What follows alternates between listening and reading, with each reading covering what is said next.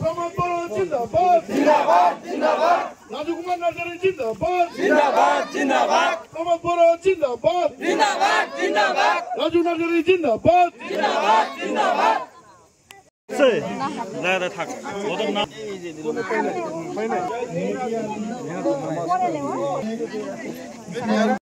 আজি হুদুমকাটা নাম্বার 1 গাঁৱত আমাৰ বেছিভাগ মাইনৰিটি কমিউনিটিৰ পৰা BPF দলৰ পৰা আৰু বেলেগ বেলেগ দলৰ পৰা আমাৰ UPPL দলত যোগদান কৰিছে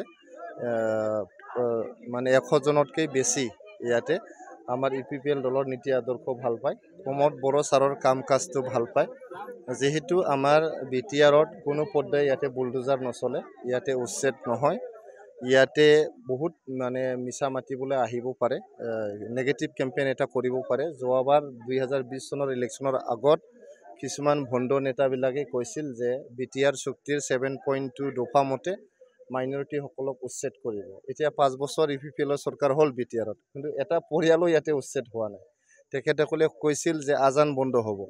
আজানটো বন্ধ কতো হোৱা নাই ইয়াতে কৈছিল যে গোস্ত খোৱা বন্ধ কৰিব গোস্ত খোৱাটো বন্ধ হোৱা নাই তো গতিকে আমাৰ 7.2ৰ কথা মিছা মাতি পেলাই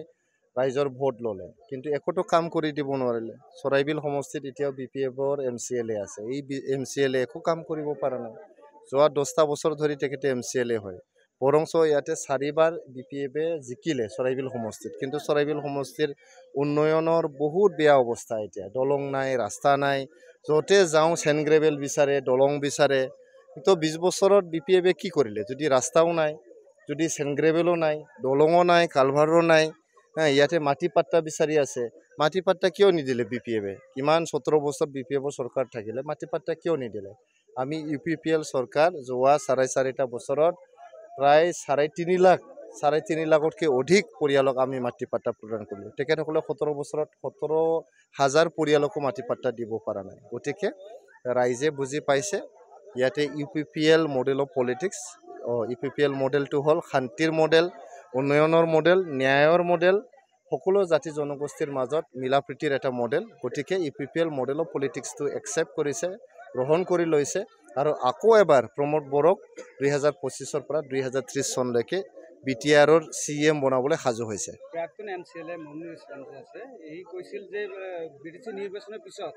উচ্ছেদ হোৱাটো একদম নিশ্চিত এইটো মমিনুৰ ইছলামে কেনেকৈ গম পালে এই গণনা হয় নেকি আগতো কৈছিল মমিনুৰ ইছলামে 2020 চনত যে UPPL চৰকাৰ হ'লে উচ্ছেদটো নিশ্চিত বুলি তো আগৰ 2020 চনৰ আগত যে কৈছিল যে উচ্ছেদটো হ'বই নিশ্চিতভাৱে UPPL চৰকাৰ হ'লে এতিয়া UPPL চৰকাৰ 5 বছৰ হ'ল তো এটাওতো উচ্ছেদ হোৱা নাই তো মমিনুৰৰ নিচিনা মিছলীয়া মানুহক মই ইয়াতে ৰেছপন্ড দিব নিবিচাৰোঁ আৰু আজি তেখেতৰ নেতৃত্ব একো নাই গতিকে তেখেতক ৰেছপন্ড দি পেলাই কি লাভ হ'ব আমাৰ বিৰোধীয়ে প্ৰশ্ন উত্থাপন কৰি আছে যে আপোনালোকে উচ্ছেদৰ বিষয়টোক লৈ কোনো ধৰণৰ মাত মাতা নাই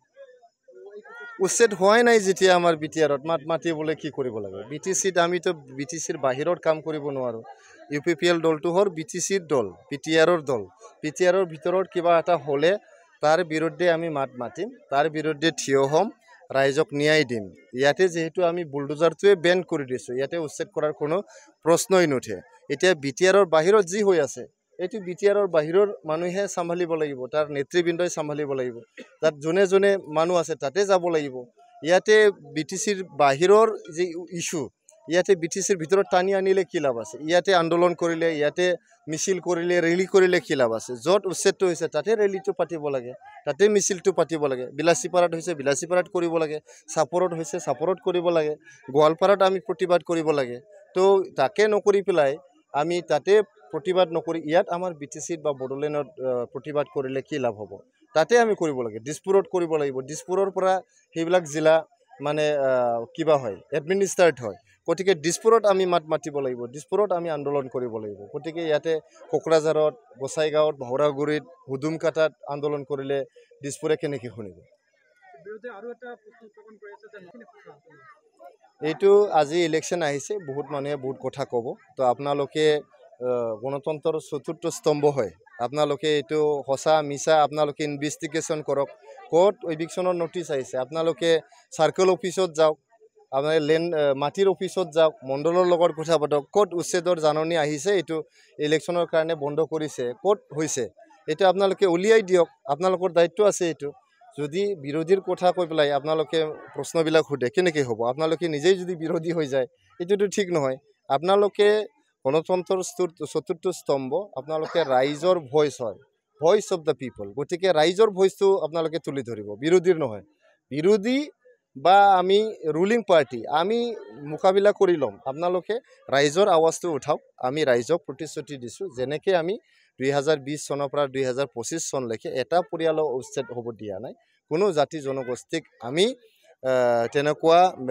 বেয়া কাম কৰা নাই। তেখেতসকলক শান্তিত ৰাখিছোঁ, তেখেতসকলৰ উন্নয়নৰ চোৱা চিতা কৰিছোঁ। প্ৰত্যেকটো জাতি জনগোষ্ঠীৰ ভাষা,